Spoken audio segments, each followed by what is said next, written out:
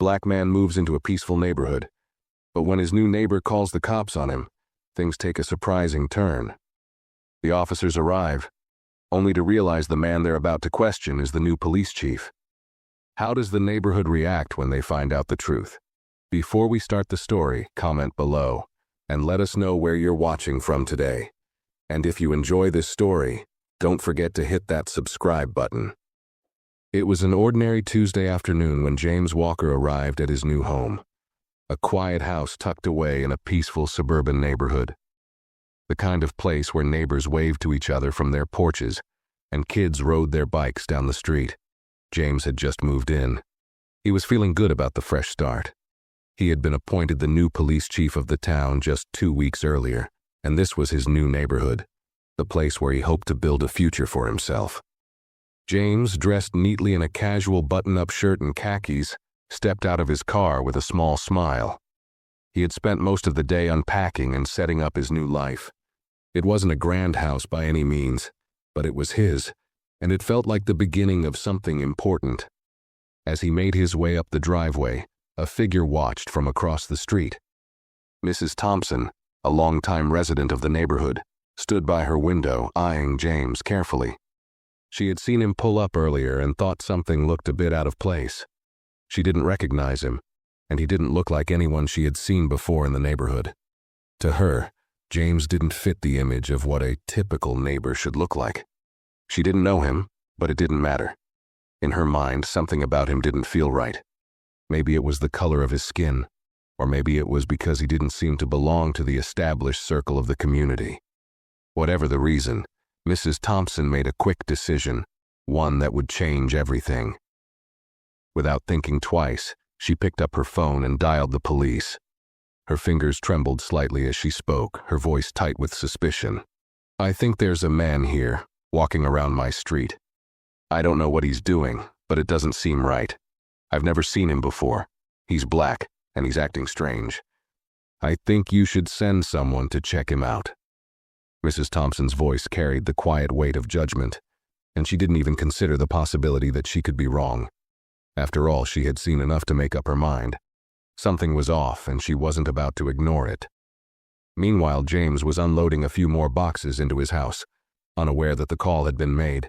He had no idea that, just across the street, a person was making an assumption about him based purely on his appearance. It wasn't until the sirens came into earshot that he began to notice something was amiss. James stood still for a moment, his hand frozen on the handle of a box. It wasn't unusual for the police to patrol the area now and then, but this felt different.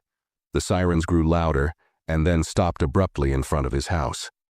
James turned to face the 2 patrol cars that had pulled up in front of his driveway. He watched as 2 officers stepped out, looking slightly unsure. One officer, a young man in his late 20s, glanced at James, who stood there calmly, box in hand, like he was just another homeowner going about his day. "Can we help you, sir?" the officer asked, his tone polite but guarded. James set the box down and smiled, trying to stay calm despite the unexpected encounter. "Actually, I'm the new police chief in town," he said, his voice steady. "I just moved in a couple of hours ago. Is there a problem?" The officers froze for a split second, clearly caught off guard. This wasn't the answer they had expected. The younger officer exchanged a quick glance with his partner, a middle-aged man who had been with the department for years. Neither of them seemed to know how to respond. James, sensing their confusion, explained further. "I was just unpacking when I heard the sirens. I don't know if this is about me, but I wanted to clear things up." He wasn't angry, nor was he upset. He simply wanted to resolve whatever misunderstanding had been caused. But the officers still didn't seem to fully believe him. Something about the situation didn't sit right with them, especially after Mrs. Thompson's call. They looked at each other again, unsure what to do next. One of the officers walked back to his patrol car and radioed in for confirmation. James stood there, waiting. The officers were quiet, the air thick with tension. It felt like an eternity, though only a few seconds passed. Finally, the officer returned to James, holding up his radio. "We've confirmed," the officer said, sounding both surprised and embarrassed. "You really are the new police chief." The silence that followed was heavy. The younger officer's face turned a shade of red, clearly realizing that he had been called to the scene based on a completely false assumption. He cleared his throat awkwardly, trying to mask his discomfort. The older officer, however, just looked at James, trying to figure out what to say.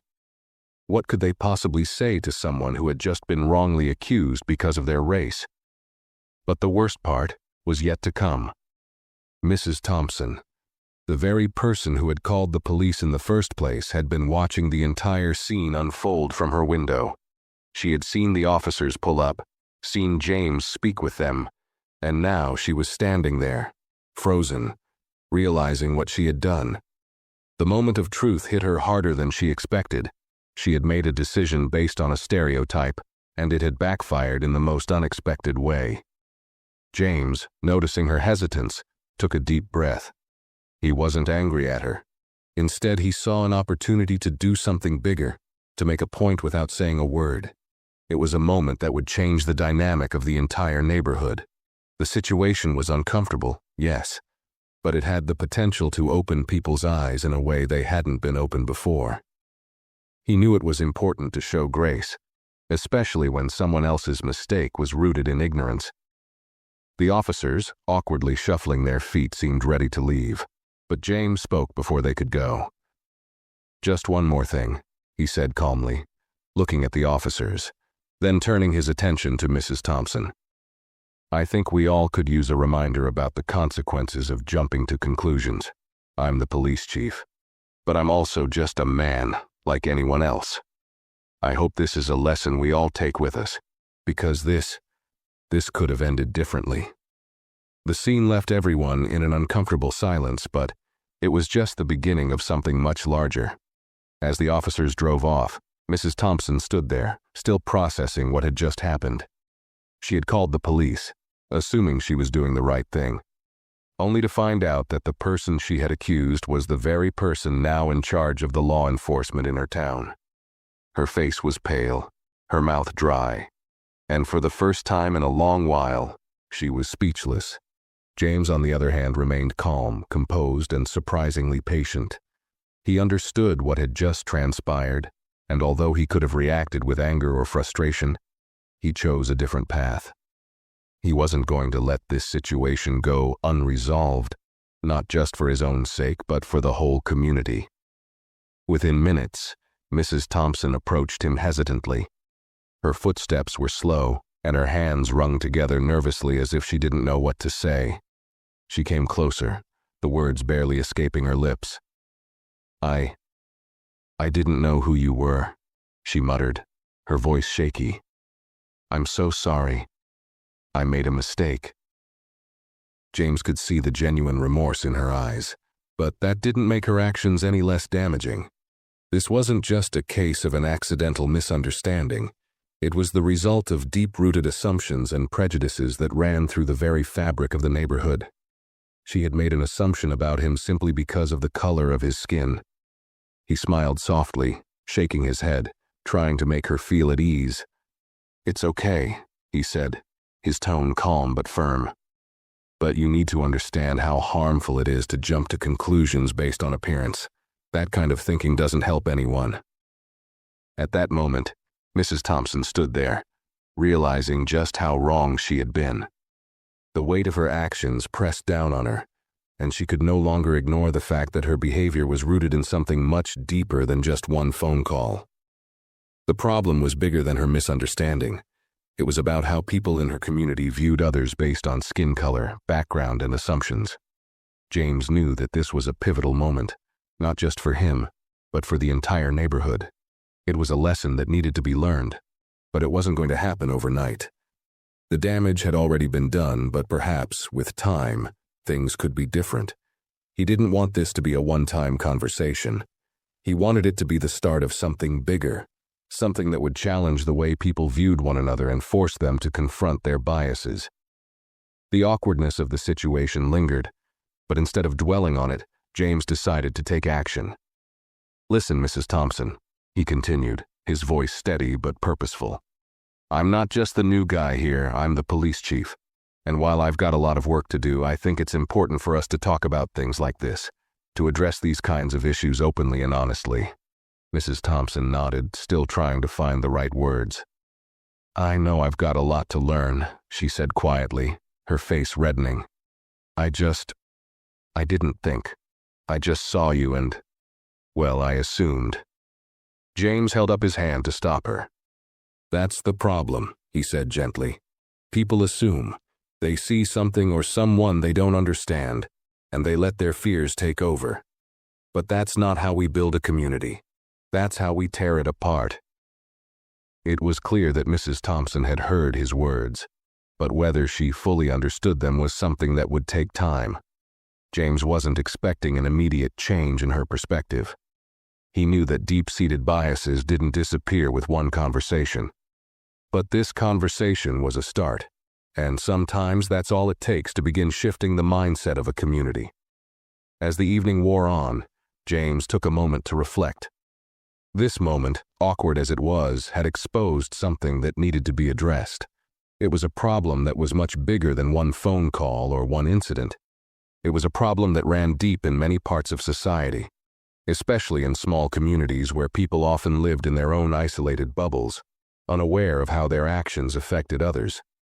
And in that moment, James made a decision. This wouldn't be the last time he addressed issues like this in his new neighborhood. He couldn't change everything overnight, but he could start conversations, open doors, and try to make a real difference. And maybe, just maybe, others would start to see things differently too. But before any of that could happen, he had to confront this issue head-on and ensure that everyone in the neighborhood knew exactly who he was and what he stood for. James took a deep breath and looked back at the house he was about to call home. He had a feeling that, for all the challenges ahead, this was just the beginning of something much more important than he ever anticipated. The next day, James found himself standing outside his new home, preparing for something he hadn't expected, a community meeting. It wasn't his idea at first, but after the incident with Mrs. Thompson, he realized he couldn't let things slide. He couldn't let this moment of discomfort fade into nothing. The neighborhood needed to have a real conversation about race, assumptions, and how those things affected everyone, even the people who thought they weren't a part of the problem. So James took matters into his own hands. He reached out to a few local leaders and organized a town hall meeting. He didn't want to be confrontational, but he wanted to make sure people understood the gravity of what had happened. He wasn't just a black man who had been wrongly profiled by his neighbor. He was the police chief, someone who held the power to make real changes in the town. And if his position could spark some serious reflection, then he needed to do what he could to make that happen. Word spread fast. It wasn't long before the neighborhood buzzed with talk of the meeting. Some people were curious, others were skeptical, but everyone was talking. The following week, the town hall was set to take place at the local community center, and James prepared himself for what was sure to be a difficult but necessary conversation. As the day of the meeting approached, James thought back to his first conversation with Mrs. Thompson. He remembered how hesitant she had been, how uncomfortable she looked when she realized her mistake. She had apologized, but he knew that her apology wasn't enough. For someone like her, who had lived with these biases for so long, understanding what went wrong was going to take more than just a few words. It would require a shift in perspective, one that came through education and self-reflection. The meeting was scheduled for 7 p.m. James arrived early to ensure everything was set up. Chairs were arranged in a circle, a chalkboard with a few bullet points was placed at the front, and a projector was ready to display important information about bias, stereotypes, and how they impact people's lives. It was a simple setup, but James was determined to make it count. As the clock ticked closer to 7, people started filtering in. Mrs. Thompson was among the first to arrive, walking in slowly with her head down. She clearly didn't want to be the center of attention, but James noticed that she had a look of determination in her eyes, as if she knew this was an important moment for her own personal growth. The room gradually filled with a mix of familiar faces, neighbors who had lived in the area for years, some of whom James had never spoken to. There were also a few people from the local council and even a few young parents who had just moved to the neighborhood, eager to be part of a more open-minded community. James greeted everyone as they entered, shaking hands and exchanging polite pleasantries. But he could tell that the tension in the room was palpable. No one knew exactly what to expect, and some were undoubtedly uncomfortable with the topic at hand. By 7:05, everyone had taken their seats. James stood at the front, his posture confident but not confrontational. He didn't want to come across as someone who was trying to preach or lecture.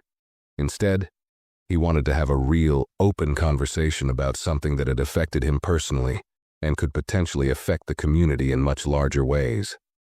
"Thank you all for coming tonight," he began, his voice calm but firm. "I know this isn't an easy topic to discuss, and it might feel uncomfortable, but that's okay. The important thing is that we're here and we're willing to talk about things that are difficult. Yesterday, some of you might have heard about an incident with one of our neighbors. It wasn't the first time something like this has happened, and I'm sure it won't be the last. But the point is, we need to address it. We need to talk about why these things happen and how we can make sure it doesn't keep happening." James paused for a moment, letting his words sink in. He knew that some people in the room were already defensive. They didn't want to feel like they were being blamed for things that were beyond their control. But this wasn't about pointing fingers. It was about learning and moving forward. "I'm sure many of you have heard about what happened. Mrs. Thompson called the police on me yesterday because she thought I didn't belong in this neighborhood. And I get it. I know she didn't mean any harm, but that's exactly the problem. She didn't know me. She didn't take the time to get to know me before making a judgment. And that judgment wasn't just about me. It was about all of us." James could see that Mrs. Thompson was squirming in her seat. Her face had turned red, but she didn't interrupt.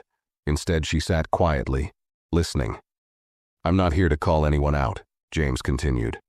"But we need to understand that these kinds of assumptions, whether we realize it or not, affect people's lives. They affect real people in real ways. And if we want to build a community where everyone feels safe and respected, we need to start by changing the way we think about each other." He let that last sentence hang in the air for a moment, watching the faces in the room. Some nodded in agreement, while others seemed unsure. But James didn't mind. This was just the beginning of the conversation. He wasn't expecting everyone to agree with him right away, but he was hoping to plant a seed. "We all have biases," James continued. "Some of them are subtle, and some of them are more obvious. But they're there whether we want to admit it or not. And it's not enough to just say, 'I'm not racist.' We need to actively challenge those biases and work to change them. That's how we grow, not just as individuals but as a community." The room was quiet now. People were listening, some reflecting on their own experiences, others thinking about the ways they may have unknowingly judged others. James could tell that the conversation was shifting. People were starting to see the issue from a different perspective, and it felt like a small victory. But he knew this was just the beginning. James wasn't expecting immediate change. He knew that real transformation took time, but he was hopeful. This was a chance to help the people in his new town see each other differently, to help them break down the walls they had built without even realizing it. It was a start, and that's all he needed. A start. As the meeting went on, more people began to speak up, sharing their thoughts and experiences. The conversation wasn't easy, but it was real. And for the first time, James felt like the community was truly beginning to listen. As the discussion continued, the room grew more comfortable with the difficult topic. People who had been quiet at first began to share their own stories. Some about times they had unintentionally held biases, others about how they had felt judged or misunderstood in the past. James listened carefully, not just as a police chief, but as someone who genuinely cared about the people in the room. The more they talked, the more it became clear that this wasn't just about one misunderstanding or one mistake. It was about an entire community learning to see each other differently. One of the first to speak up was Sarah, a young mother who had recently moved to the neighborhood with her 2 kids. "I'll be honest," she began, glancing around the room nervously. "I didn't think this was going to be such a big deal. But when I heard what happened with Mrs. Thompson, I felt uncomfortable. I mean, it made me think, have I ever assumed things about people just because they looked different from me? I don't want to be that person. James nodded in acknowledgement. It's not about being a bad person, he said. Most of us don't realize when we make assumptions. We grow up with certain ideas and sometimes we don't even notice we're acting on them. But that's why we're here, to recognize it, talk about it, and do better. Another voice broke into the conversation. This time it was Rick, an older man who had lived in the neighborhood for nearly 30 years. I've lived here a long time and I've seen a lot of people come and go, he said. I can't say I've never had thoughts like Mrs. Thompson's. I've had my share of judgments too. But this conversation, it's making me think. We can't just keep pretending these things don't exist. The room fell quiet again, and James could feel the weight of the words hanging in the air. This was what he had hoped for. Real, honest conversation. It wasn't always easy, but it was necessary. Exactly, James replied. These aren't easy conversations, but we need to have them. We can't just ignore the problem and hope it goes away. We need to challenge ourselves and ask questions. Why do we feel the way we do? Why do we judge others based on things they can't control, like their skin color or where they come from? As he spoke, he could see people starting to think, starting to reflect. Some of the defensiveness from earlier in the meeting had begun to fade, but there was still tension in the air, tension that was slowly turning into understanding. James turned his attention back to Mrs. Thompson, who had been quiet for most of the meeting. She had her hands clasped tightly in front of her, her face still red, but there was a new look in her eyes, a mix of guilt and curiosity. She raised her hand, and when James nodded to her, she stood up. I want to say something, she said, her voice shaking. I've been thinking a lot about what's been said tonight, and I know I made a mistake. I don't want to be the kind of person who judges others based on their looks. I grew up with a lot of prejudices, but that doesn't mean I can't change. I just need to learn how. I'm sorry for what I did to you, James. I know it wasn't right. James smiled gently. Thank you, Mrs. Thompson, he said. That's the first step. Admitting there's a problem is the hardest part, but you've done that. Now, it's about learning and growing. The room was quiet again, but this time it was a comfortable silence. People were processing, reflecting on what had just happened. Some were even nodding in agreement. For the first time, it felt like there was a shift happening. I'm not asking for anyone to be perfect, James continued, his voice steady. What I am asking is that we all try. We all have work to do. This isn't about pointing fingers or calling anyone out. It's about recognizing that we all have biases we need to confront, whether we want to or not. And once we do that, we can make this neighborhood better, for all of us. A few more people spoke up after that, each sharing their thoughts on the conversation. The talk slowly turned into a more positive, constructive dialogue about how they could all be better neighbors to each other. It wasn't just about the issues of race and prejudice. It was about how they could support one another, challenge old assumptions, and create a more welcoming environment for everyone, regardless of where they came from. James felt a sense of accomplishment as the meeting came to an end. It wasn't the easiest conversation he'd ever had, and it certainly wasn't the last one he would need to lead. But tonight, something had changed. People were listening, thinking, and most importantly, engaging with each other in a way they hadn't before. As people began to leave the meeting, James made sure to thank them for their openness and participation. He had no illusions that everything was solved in one night, but he knew this was a start. They had planted a seed, and now it was time for that seed to grow. But before the last person left, Sarah came up to him, a thoughtful look on her face. You know, I've lived here for years, and I never realized how much I didn't understand about these issues. I've been avoiding the uncomfortable conversations, hoping they would just go away. But now I see that avoiding it doesn't help anyone. I want to do more. How can I help? James smiled, genuinely proud of her. Just keep having these conversations, he said. Talk to your neighbors, talk to your kids, keep asking questions. The more we talk, the less we let fear and misunderstanding drive our decisions. As Sarah walked out, James couldn't help but feel hopeful. It had been a challenging day, but it had also been a turning point. Maybe, just maybe, this neighborhood was on its way to becoming a place where people didn't just see each other for what they looked like, but for who they really were. As the last few neighbors trickled out of the community center, James stood by the door, shaking hands and offering his thanks. There was a new energy in the air, something he hadn't expected. It wasn't just the usual small talk and polite smiles. People were engaged, they were asking questions, and they were determined to do better. They had started a conversation, and now they wanted to keep it going. James had no illusions that everything would change overnight.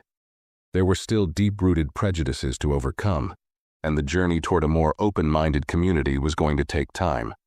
But as he watched people leave with new thoughts in their minds, he couldn't help but feel a sense of pride. This was just the beginning. The next morning, as James sat down at his kitchen table with a cup of coffee, he knew that the work wasn't over. He had made the first step, but there was so much more to do. And the best way to keep the momentum going was to engage even more people in the conversation. He pulled out his phone and drafted a quick message to the neighborhood email list. "Good morning, everyone. I want to thank you all for coming to last night's meeting. It was a powerful conversation, and I believe we've taken a big step forward together. But this is just the start. If you weren't able to make it, I encourage you to reach out. Let's keep talking, keep learning, and keep growing together as a community. If you have questions or thoughts you want to share, don't hesitate to get in touch. We're all in this together." James hit send, knowing that these kinds of outreach efforts were key to building trust and ensuring the conversation didn't end with one meeting. He also thought about ways to further foster openness in the community. Perhaps hosting smaller, informal gatherings where neighbors could get to know each other better, or organizing activities that encouraged people from different backgrounds to come together. But for now, he focused on the task at hand. There was still work to do, and he wasn't about to let this moment slip away. He knew that the first step was always the hardest, but now that the door had been opened, it was up to everyone to walk through it. James wasn't going to back down, and neither was the community. They had learned something valuable, and it was time to keep that lesson alive. He sent a follow-up reminder to his social media as well. Thanks again to everyone who came out to the meeting. If you haven't yet, please subscribe to our community page and stay updated on future events. Let's continue this conversation, because when we work together, we all win. James knew that getting people to engage wasn't always easy, but if they kept talking and kept pushing the boundaries of their comfort zones, things would change. That was the kind of leadership he wanted to provide, not just enforcing the law, but helping his community grow, evolve, and learn from each other. As he posted the message online, he couldn't help but feel hopeful. The road ahead wouldn't be easy. There would be setbacks, there would be difficult conversations, and not everyone would be on board. But one thing was clear. This was a community that was willing to change, and James Walker, along with everyone who had joined the conversation, was going to make sure that they did. If we want to make a difference, we have to be part of the solution, James said to himself, closing his laptop. And that starts with the people right here, right now. Over the next few weeks, the impact of that first town hall meeting began to ripple through the neighborhood in ways that no one had expected. While not every resident instantly embraced the changes James had hoped for, something had shifted. People were talking, thinking, and, most importantly, questioning the assumptions they had once taken for granted. James continued to hold meetings, both formal and informal, where neighbors could sit down, share their thoughts, and ask tough questions. Slowly, a sense of understanding started to build between the residents. The community was becoming more aware of the unconscious biases that shaped their interactions, and that awareness sparked real change. Mrs. Thompson, who had been so embarrassed after the incident, became one of the most vocal supporters of James's efforts. She took it upon herself to educate those around her, acknowledging her own mistakes and encouraging others to reflect on their actions as well. It wasn't easy. and not everyone agreed with her newfound perspective, but she stood by her word, knowing that this was a process of growth for everyone, herself included. James, too, began to feel more at home. He wasn't just the police chief anymore. He was a part of the community, someone who had challenged the status quo and opened up a path toward healing. He kept in touch with those who had attended the meeting, offering support and checking in to see how things were going. And while the work was ongoing, he could see that the neighborhood was slowly transforming, one conversation at a time. At a local park a month later, James ran into Sarah, the young mother who had opened up so honestly during the meeting. She was sitting with her children, watching them play on the swings. As he approached, she waved him over. "Hey, James. I just wanted to say thanks again," she said, smiling warmly. "I've been thinking a lot about what we talked about, and I'm trying to have those conversations with my kids. It's not always easy, but I want them to grow up knowing that it's okay to ask questions and challenge things that don't make sense." James smiled back, genuinely proud of the progress Sarah had made. "You're doing exactly what we need. It's all about starting those conversations and being willing to listen, even when it's uncomfortable." As he left the park that day, James reflected on how far the community had come since that awkward first meeting. There was still work to be done, of course. There would always be challenges. But he knew that if they could keep talking, keep learning, and keep pushing themselves to think differently, they would continue to grow together. The lesson was clear. Change didn't happen overnight, but it started with one decision to face the uncomfortable truths, and to do so with an open mind. Mrs. Thompson, Sarah, and even James himself had taken that step, and together they were building a community where assumptions were questioned, empathy was encouraged, and growth was a shared responsibility. In the end, this story wasn't just about a misunderstanding between a neighbor and a new police chief. It was about how even the most difficult situations can spark meaningful change, as long as people are willing to listen, learn, and do the hard work of creating a better world for everyone. And as James walked back home that evening, he felt something he hadn't in a long time: hope. Hope for a future where people looked at each other with understanding, not judgment. Hope for a neighborhood that was learning, evolving, and, most importantly, standing together in the face of ignorance and prejudice. That, he realized, was the real power of leadership. It wasn't just about enforcing the law. It was about inspiring people to be better, to treat each other with respect, and to make their world a more inclusive place for everyone. And for James, that was just the beginning. As weeks passed, the neighborhood began to change in small but significant ways. The conversations that had started in that first meeting spread beyond the walls of the community center. People who had once avoided talking about race, bias, and assumptions were now openly discussing them in their yards, at the local coffee shop, and even at the grocery store. It wasn't always easy, and there were moments of tension, but the openness was growing, and that was what mattered. James often found himself reflecting on how much had shifted since that day with Mrs. Thompson. He remembered how he had stood in front of the group, unsure of how his words would be received. The discomfort, the awkwardness, even the defensiveness of some of the residents. All of that had felt so overwhelming at the time. But now, as he saw neighbors making an effort to connect, to reach out to each other and to learn, he realized that those difficult conversations were exactly what the community needed. It wasn't just about his role as the police chief anymore. It was about being a part of a larger, more inclusive movement that had started right there, in his own neighborhood. He had planted the seed, but it was the people who lived there, his neighbors, who had nourished it and made it grow. One evening, after a long day of meetings and paperwork, James sat on his front porch sipping a cup of tea as the sun began to set. He watched as the street slowly quieted down, with children running home for dinner and neighbors greeting each other from their driveways. It was a peaceful scene, but there was something different now, a sense of unity that hadn't been there before. People were more aware of each other, more willing to lend a hand or offer a kind word. That night, Mrs. Thompson knocked on his door. She had been a regular visitor since the town hall meeting, eager to keep learning and staying involved.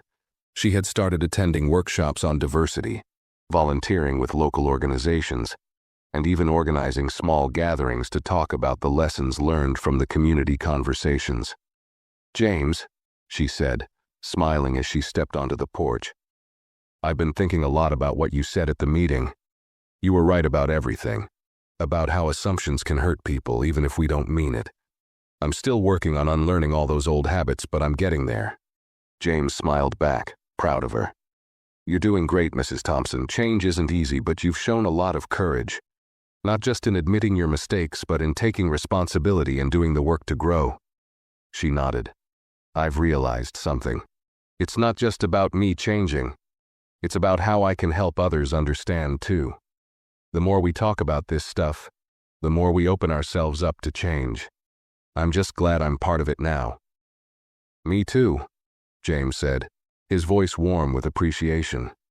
"The real power of this community isn't in the rules we enforce or the laws we pass.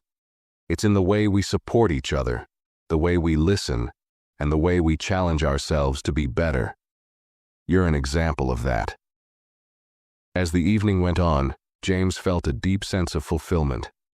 The road to true understanding was long, and the challenges were far from over. But the community had made a real commitment to change. People weren't just agreeing with each other. They were evolving, growing, and rethinking their assumptions. That night, James sat on his porch for a while longer, feeling more connected to his neighborhood than ever before. He had faced the uncomfortable reality of prejudice and bias head-on, but more importantly, he had opened the door for others to do the same. And while it wasn't a perfect world, it was a world where people were willing to try. That was enough for now. Tomorrow he'd continue his work, leading, learning, and pushing for the kind of change that started with one conversation and grew into something far bigger than any of them had imagined. But tonight, he allowed himself to feel a sense of peace. It was the peace of knowing that together, they were all on the path to something better. As the stars began to twinkle above, James couldn't help but smile. The journey was just beginning, and he was proud to be part of it. As months went by, the small suburban neighborhood began to see the ripple effects of the conversations that had started with that one pivotal meeting. It wasn't just a fleeting moment or a one-time event. It was the beginning of a transformation that would have a lasting impact. People who had never spoken to each other before were now exchanging stories, sharing their experiences, and most importantly, challenging their preconceived notions about race, identity, and what it meant to truly be a community. One evening, James attended a neighborhood barbecue organized by a group of residents who had become more involved in these open conversations. He had received a few invites over the past couple of months, and this one was special. This time, the conversation wasn't just about food and fun. It was about the progress the neighborhood had made and the work still ahead. As he walked into the backyard, he was greeted by familiar faces. Sarah, who had continued her efforts to engage with her children about bias, waved him over with a smile. "Hey, James. Glad you could make it. We've got some of our newer neighbors here tonight, and I've been telling them about the town hall meetings and how things have changed since then." James smiled back. "I'm glad to hear that. The more we talk, the more it sticks, right?" Sarah nodded, her eyes lighting up. "Exactly. I've seen so many of our neighbors start to open up in ways I didn't expect. Even Rick, who's usually quiet, has been getting involved in some of the discussions. And Mrs. Thompson, she's really taken to heart what we talked about at the meeting. I think she's going to try organizing a book club about racial justice next month." James couldn't help but feel a sense of pride. He had seen Sarah grow over the past few months, becoming a voice for understanding and change in the neighborhood. To hear that she was actively taking the initiative to include others, including Rick, a neighbor who had once been more hesitant, was a sign that the conversation was expanding, reaching deeper into the community. As the evening wore on, more people joined in, and James found himself surrounded by a group of residents eager to talk. There were discussions about how to foster more inclusive events, how to address uncomfortable topics without fear, and how to create spaces where everyone felt heard. People from different walks of life, with different perspectives and experiences, were sharing openly and honestly. One conversation in particular stuck with James. He overheard a group of neighbors, some older, some younger, talking about how the neighborhood had changed in recent months. "I've noticed more of us are speaking up now," one woman said. "People are less afraid to confront the things we've been avoiding for so long." "Yeah," another neighbor added. "Before, it was like everyone just went about their lives without really talking to each other. But now it feels like we're a real community, like we're actually seeing each other." James listened quietly, taking it all in. He had hoped for moments like this, moments when people didn't just go through the motions of community life but truly engaged with one another. It wasn't just about neighbors being friendly. It was about neighbors being present in each other's lives, understanding each other and supporting each other in meaningful ways. He looked over at Mrs. Thompson, who was deep in conversation with a group of younger parents.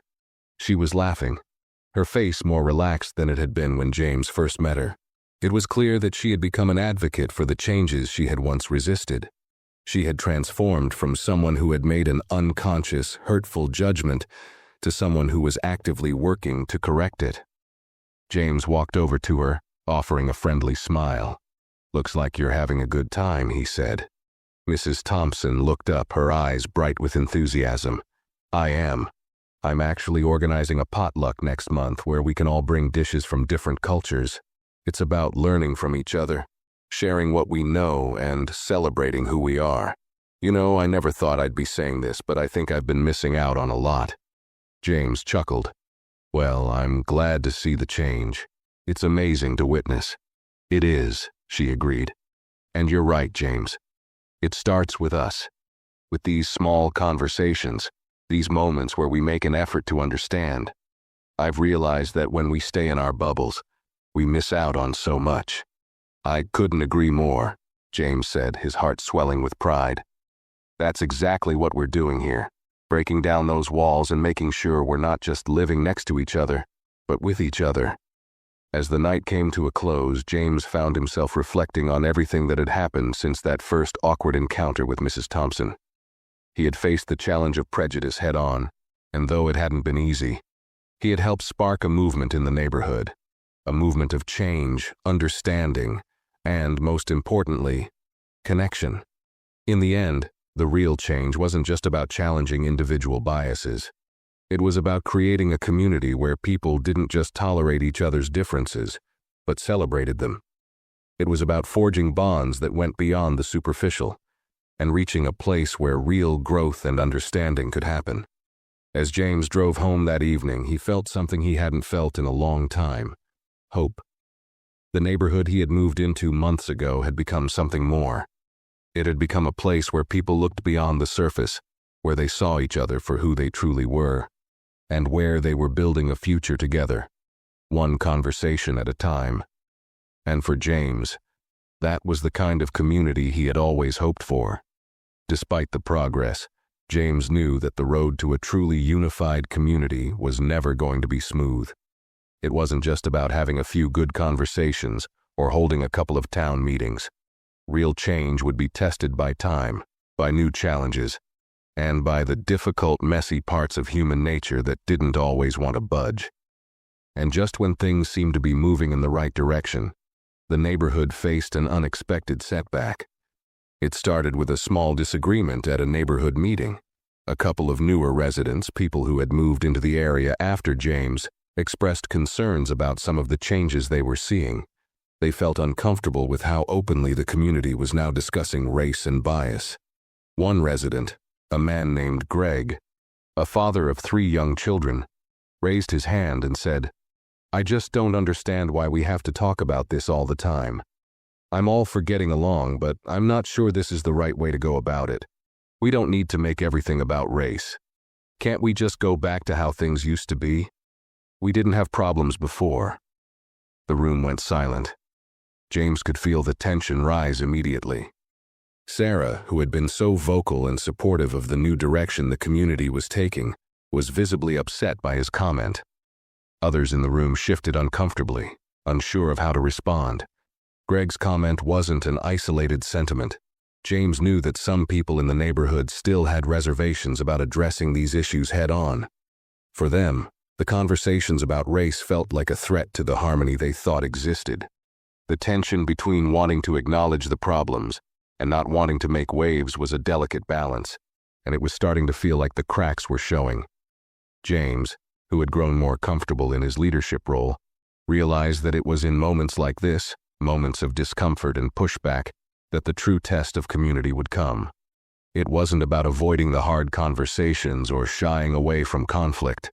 It was about creating a space where those who were struggling to understand could feel heard, while also reinforcing the importance of the work that still needed to be done. He raised his hand, asking for the room's attention. "I understand where you're coming from, Greg," James began, his voice calm and measured. "It can be exhausting to talk about these issues all the time. I'm sure it feels like we're opening up wounds that we don't want to deal with. But what I want to emphasize is that these conversations aren't just about focusing on problems. They're about creating solutions. They're about ensuring that everyone, no matter their background, feels welcome and safe here." There was a slight pause, and Greg looked skeptical but didn't interrupt. "I know it's uncomfortable," James continued, "and I know it's not easy to change the way we think, the way we act. But the truth is, if we avoid these conversations, if we ignore the issues at hand, we risk falling back into the same patterns of misunderstanding and division that we've seen for generations. We don't need to go backwards. We need to move forward. Together." The room remained quiet for a long moment. Some people nodded, others exchanged uncertain glances, but James could tell that the message had landed. This wasn't the first time he'd seen resistance to change in his career as a police chief, and he knew it wouldn't be the last. But this time, he wasn't alone. The foundation of understanding and compassion the neighborhood had built over the past few months was still strong. It was fragile, yes, but it was there. Greg, after a long silence, finally spoke. "I guess I never thought about it that way," he admitted, rubbing the back of his neck. "Maybe I've been a little too focused on what feels comfortable, rather than what's right." James nodded, his expression softening.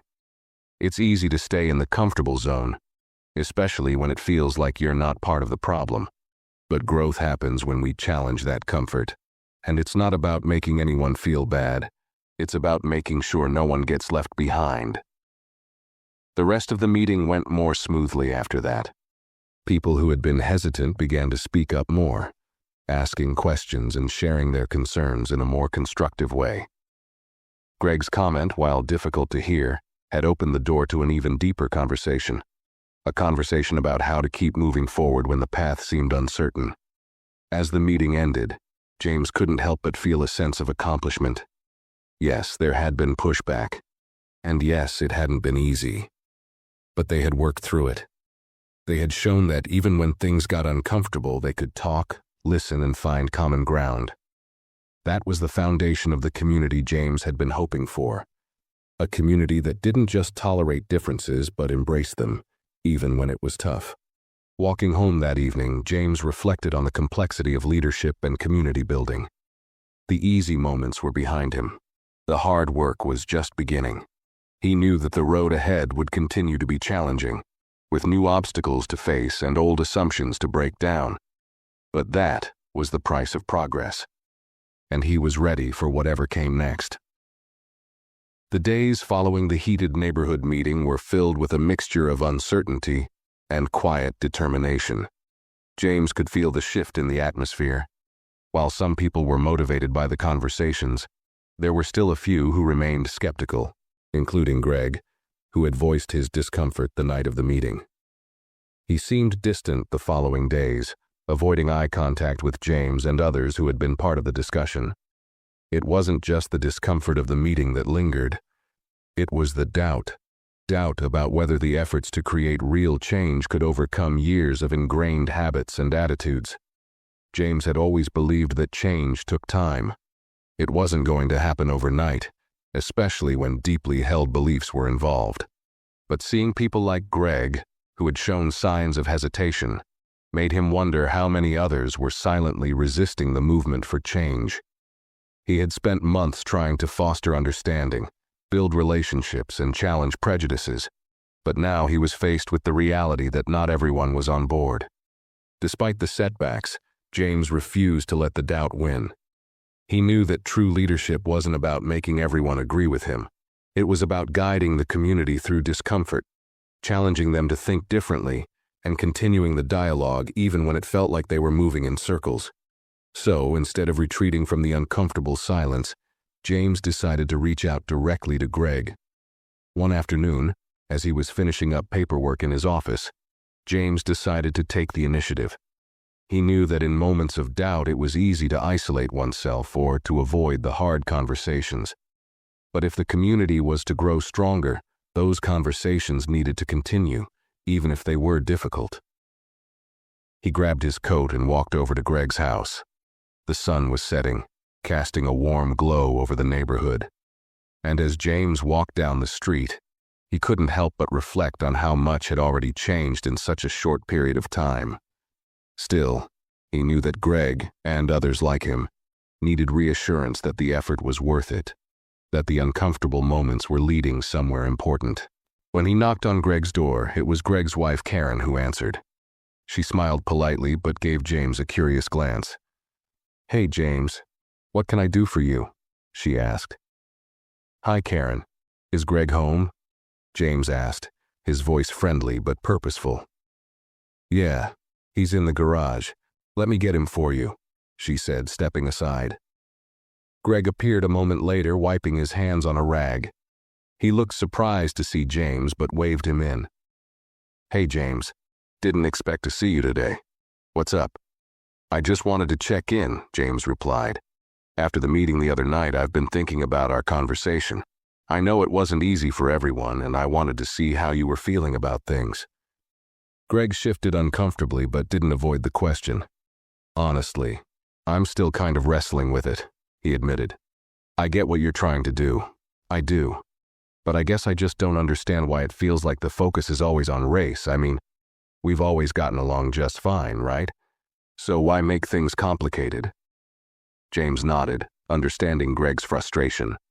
"It's a valid question. And the truth is, we have gotten along. But the reality is that doesn't mean there aren't problems beneath the surface.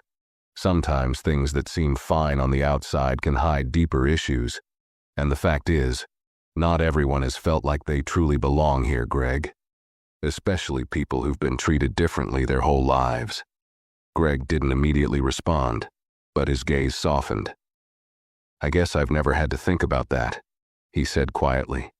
"I've lived here my whole life, and I've never been made to feel like I didn't belong." "And that's exactly the point," James replied. "For you, for me, and for many of the people in this neighborhood, things have been smooth. But for others, they've faced challenges we might not see. It's not just about race, it's about how we all perceive each other. How do we make sure everyone feels like they're part of the community, that they matter, no matter where they come from or what they look like?" Greg's expression shifted and he leaned against the workbench in his garage. "I get it now. It's not just about talking for the sake of talking. It's about making sure people aren't left out without us even realizing it." He paused, his voice softer. "I don't know if I've always been the best at seeing that, but I want to try. I really do." James smiled. "And that's what this is all about. It's not about being perfect. It's about being open to learning, even when it feels uncomfortable. The truth is, we all have blind spots. But as long as we're willing to face them and work together, that's how we build something better." Greg nodded slowly. "Thanks for coming over, James. I appreciate you taking the time to talk. I'll keep thinking about everything. It's not easy, but I can see now why it's important." As James left Greg's garage and walked back down the street, he felt a small but significant weight lift off his shoulders. It hadn't been an easy conversation, but it had been an important one. Greg had been hesitant, unsure, and even defensive at first, but by simply having an honest dialogue, they'd taken a step forward. Not just Greg, but the whole neighborhood. James knew that there would always be doubts, and not everyone would come around at the same time. But it was in these moments, when the difficult conversations were had, when people were willing to reflect and question their own assumptions, that real change happened. The path was still long, and there were still plenty of hurdles ahead, but each small victory, each conversation, each challenge faced, was a step closer to building the kind of community they all deserved. And for the first time in a while, James was certain that they were on the right path. As the weeks passed, the changes in the neighborhood were subtle but unmistakable. The conversations about race, bias, and inclusion continued to evolve, growing more nuanced as people grappled with their own views and experiences. Despite the pushback Greg had initially shown, it became clear that the difficult dialogue was working. People were beginning to talk more openly, to reflect on their own actions and attitudes, and most importantly, to listen. Greg, who had seemed distant at first, began to show up at more of the neighborhood gatherings, quietly listening, engaging in discussions, and offering his own perspective. He wasn't yet an outspoken advocate for the changes James was pushing for, but he was learning, and that was a victory in itself. Sarah, too, had seen a shift. She noticed that many of her neighbors were making more of an effort to challenge the assumptions they had carried for years, though it wasn't always easy or comfortable. It was a slow process, but it was progress. However, even as the discussions gained traction, some underlying tensions remained. The discomfort that had surfaced during the earlier town meetings still lingered in some corners. Some residents were quietly skeptical, unsure if these conversations about race were truly necessary, or if they were being forced to confront issues that didn't feel relevant to their daily lives. James understood that change couldn't happen in a vacuum. Trust had to be rebuilt, not just with those who had resisted, but with the entire community. For him, it wasn't enough to talk about the issues. They had to demonstrate their commitment through action. Actions like supporting those who had been marginalized, offering opportunities for people to learn from one another, and continuing to lead by example. So, in the spirit of reinforcing the lessons they were learning, James decided to initiate a community project, a volunteer day where neighbors would work together to help improve the local park, a space that had been neglected for years. It wasn't just about cleaning up litter or repainting benches. It was about bringing people together, making them work side by side toward a common goal, and using that shared experience to strengthen bonds. The event was a success beyond what James could have expected. As people painted fences, cleared debris, and planted flowers together, old barriers seemed to break down. It wasn't a grand gesture, but the simple act of working together on something tangible made a difference. It helped reinforce the idea that when people united, they could create something better, not just for themselves, but for the entire community.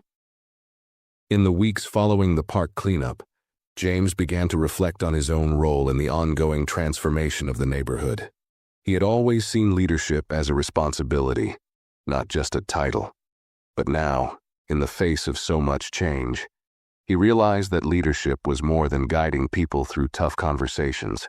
It was about showing up, demonstrating vulnerability, and being willing to make mistakes and learn from them.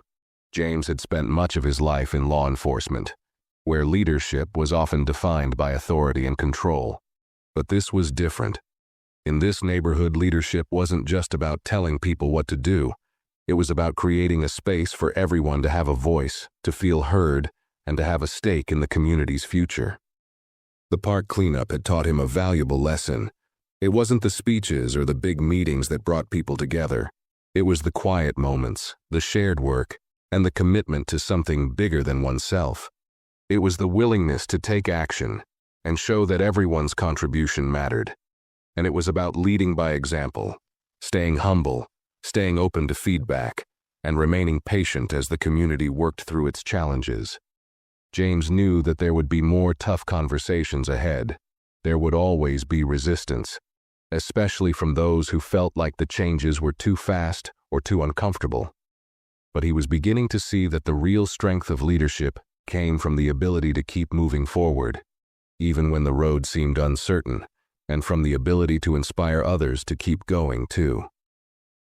As he walked through the park one evening after the cleanup, he paused to look at the freshly painted benches and the kids running across the green space. There was something different in the air, something palpable. People were starting to feel like they truly belonged here, like they were part of something that was bigger than themselves. And in that moment, James realized that this was what he had been working toward all along. Not just a community that tolerated each other, but one that genuinely cared for one another. A place where the differences between people weren't just accepted, but celebrated.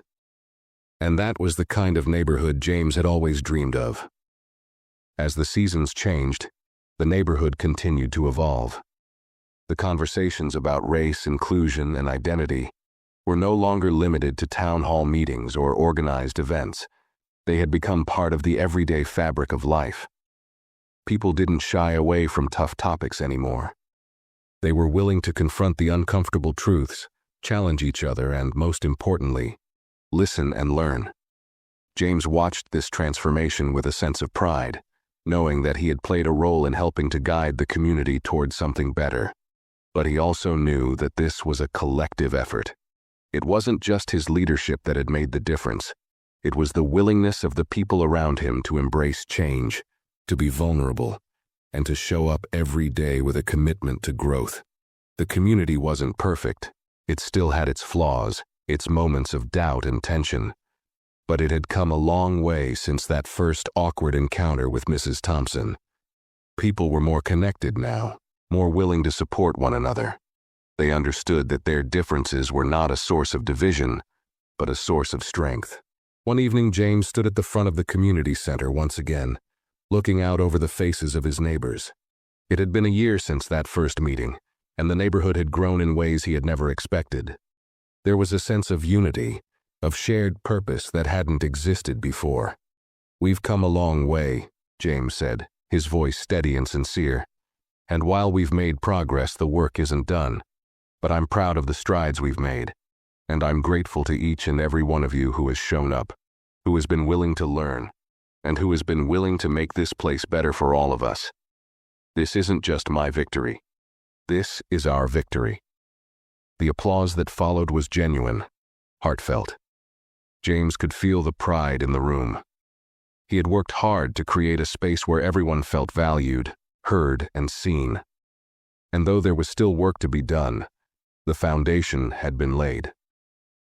As he left the meeting that night, James felt a quiet satisfaction. The neighborhood had become something more than a group of houses on the same street. It had become a community, a place where people didn't just live side by side, but truly cared for each other. And for James, that was the greatest accomplishment of all. Despite the positive changes, James knew that the path forward wouldn't always be clear, and there would still be challenges ahead. As much progress as they had made, there were moments when old habits would creep back in, when assumptions and prejudices would resurface, and when the easy way out, silence or avoidance, would seem tempting. Change was never linear. It wasn't just about creating an environment where people were comfortable, but also one where they could grow, even when it was uncomfortable. One of the biggest hurdles was the long-term commitment to understanding and learning. While the neighborhood had made significant strides, James knew it wasn't enough to simply acknowledge the issues. The real challenge lay in maintaining the momentum, in ensuring that these conversations didn't become just another fleeting trend. He needed to make sure that they weren't just addressing these issues when things went wrong, but that they were proactively working toward deeper inclusivity and awareness every day. There were still some residents like Greg who remained hesitant. They had taken the first steps, but for them, it wasn't always easy to reconcile these new ideas with their old ways of thinking. And there were also others who, while they appreciated the work that had been done, still preferred to avoid discussions that made them feel uncomfortable. James understood that it was part of the process. It was about creating a space where people felt safe enough to confront their discomfort, rather than running from it. For James, that meant continuing to engage. He couldn't force change on anyone, but he could encourage those who were open to it. He could continue to lead by example, having tough conversations and creating opportunities for people to share their experiences and learn from one another. Whether it was a small conversation in the park or another community project, James knew that action was key. The truth was, there would never be a finish line for this kind of work. It wasn't about achieving a final goal. It was about creating a culture that valued growth, empathy, and inclusivity. James realized that his job wasn't to make everyone agree with him. His job was to keep encouraging the difficult conversations, keep facilitating opportunities for connection, and most importantly, keep listening to his neighbors. As the years went by, the changes in the neighborhood became more ingrained. What had once been difficult conversations and uncomfortable silences had slowly transformed into meaningful dialogue and deeper relationships. James watched as the younger generation, children who had been part of the community cleanup projects, those who had attended the town hall meetings, and the kids who grew up hearing stories of their parents' transformation, became the new leaders of the neighborhood. They had learned the lessons of empathy, inclusion, and openness in a way that would serve them for a lifetime. James felt a quiet pride when he saw the children playing together at the park he had helped revitalize. He saw Sarah, once a hesitant mother, now actively teaching her children about the importance of diversity and respect for others. He saw Mrs. Thompson, who had become an active community advocate, organizing programs to teach tolerance and encourage respectful dialogue in local schools. These were the moments James cherished, the small, everyday reminders that the community was stronger, more connected, and more inclusive than it had ever been. Though there would always be more work to do, James knew that the foundation had been built. The neighbors had shown that they could confront uncomfortable truths, question long-held assumptions, and most importantly, move forward together. They had learned that growth didn't come from avoiding difficult issues. It came from embracing them, learning from them, and taking action, even when it was hard. As he stood on his porch one evening, looking out over the neighborhood, James reflected on everything that had led him here. He thought about the day he moved into the neighborhood, when he had been an outsider, just another person arriving in a place where he didn't yet belong. He thought about the tension with Mrs. Thompson, the moment of realization when his identity as the police chief became the catalyst for change. And he thought about the long, challenging journey from there to now, a journey that had taken months, years, and countless conversations to get to. But most of all, James thought about what the neighborhood had become, a place where people didn't just live side by side but stood together, a place where the hard conversations were seen not as threats but as opportunities for growth, a place where differences weren't feared or ignored but celebrated. James realized that this was the legacy he had hoped for, not just a neighborhood that was more inclusive, but one that was willing to do the hard work to stay that way. And as the sun set over the streets, casting long shadows over the homes of his neighbors, he knew that no matter what challenges lay ahead, they would face them together, stronger, wiser, and more united than ever. This was only the beginning, and for James, that was enough. If you enjoyed this story, don't forget to like the video, share your thoughts in the comments below, and subscribe to the channel for more stories like this. Thanks for watching, and we'll see you in the next one.